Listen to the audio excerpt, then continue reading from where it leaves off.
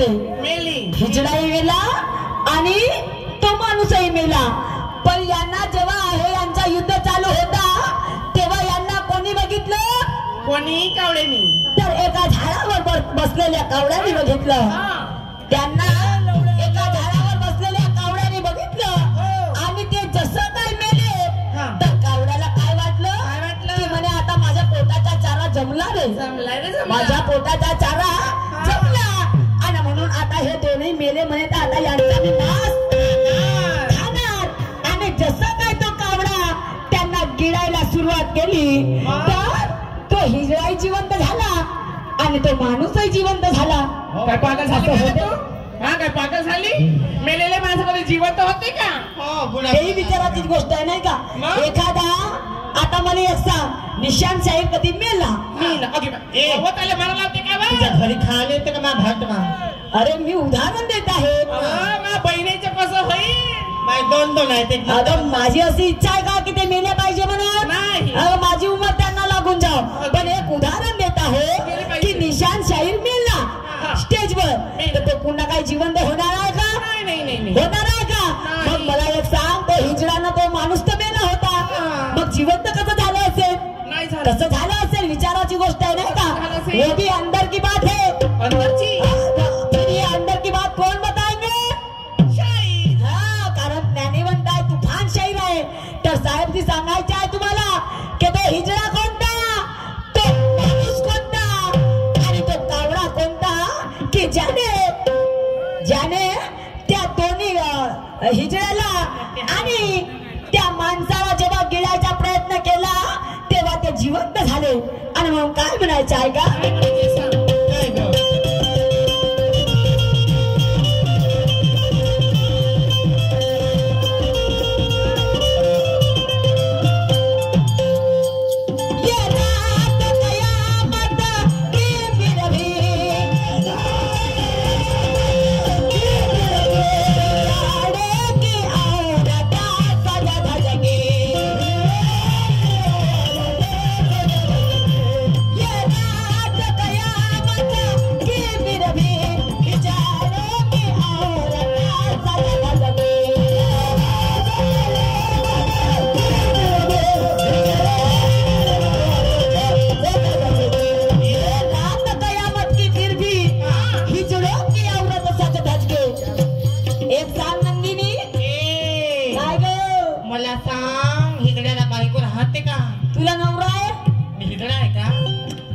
Me by आहे. मी पण बाईच आहे. तुला नवरा आहे ना. मग काऊन त्याचा जीव नाही होय का?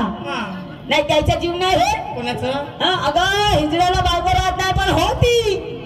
हिजड्याला बायको होती तर तिने काय केलं, जेव्हा त्या हिजड्याच्या पत्नीला माहिती झालं की हिजड्यामध्ये आणि त्या माणसामध्ये युद्ध झालं आणि त्या युद्धामध्ये हा हिजडा मेला तेव्हा त्याची पत्नी गेली.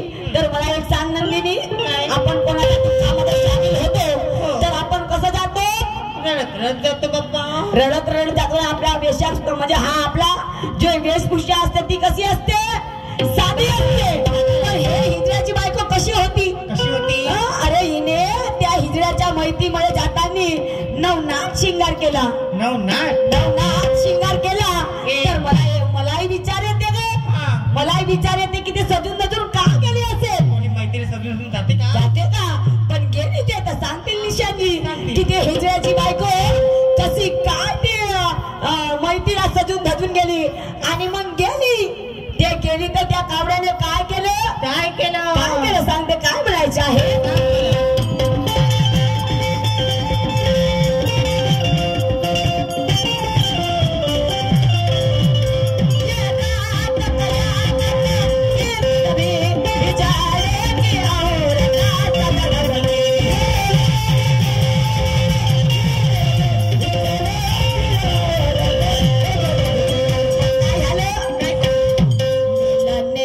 आ